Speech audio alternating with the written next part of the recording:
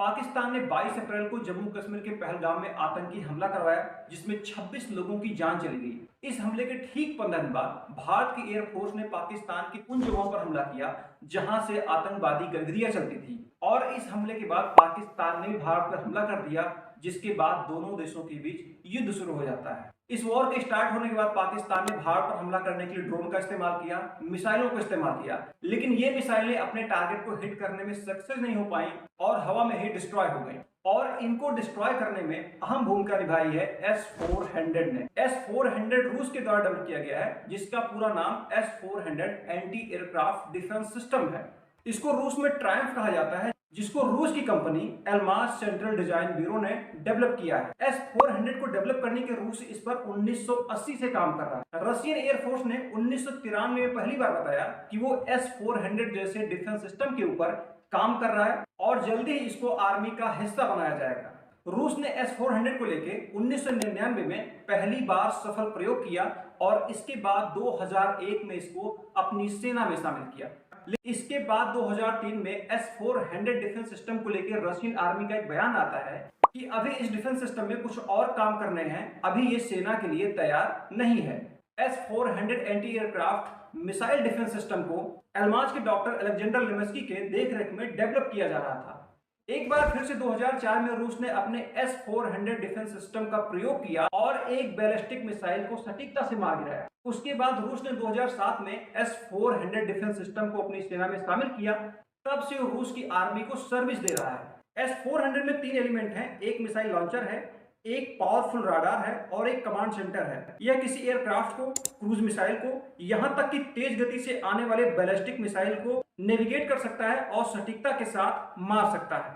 2018 में भारत और रूस के बीच एक बहुत बड़ी डिफेंस डील होती है। ये डिफेंस डील $5 बिलियन की होती है, यानी कि ये डील लगभग 35,000 करोड़ रुपए में हुई है। और अगर हम एक S-400 यूनिट की बात करें तो लगभग एक S-400 यूनिट का रेट 7,000 करोड़ रुपए के आसपास है।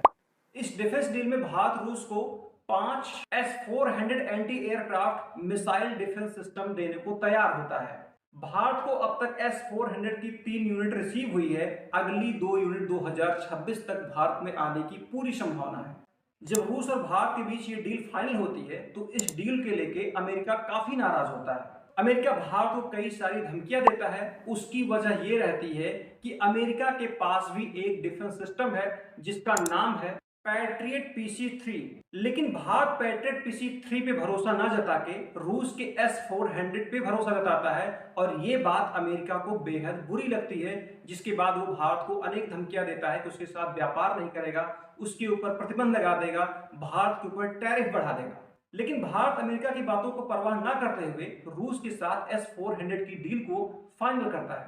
S-400 जैसा डिफेंस सिस्टम सिर्फ भारत के पास नहीं है, भारत से पहले रूस से चीन ने खरीद रखा है। जहां पर रूस ने S-400 डिफेंस सिस्टम को ट्रम्प नाम दिया है, वहीं पर भारत ने इसको सुदर्शन चक्र नाम दिया है। S-400 का भारत ने जैसा नाम रखा, उसने ठीक वैसा ही काम किया।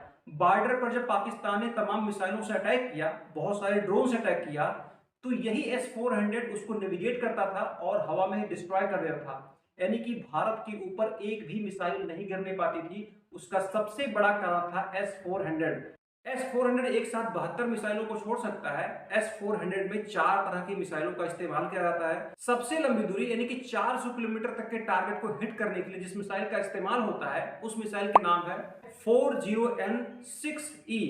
ये मिसाइल 400 किलोमीटर दूर के टारगेट को पहचान करती है और हवा में ही डिस्ट्रॉय कर देती है। इसके बाद इससे कम दूरी यानी कि 250 किलोमीटर दूरी तक के टारगेट को हिट करने के लिए जिस मिसाइल का इस्तेमाल किया जाता है, उस मिसाइल का नाम है 48N6E3।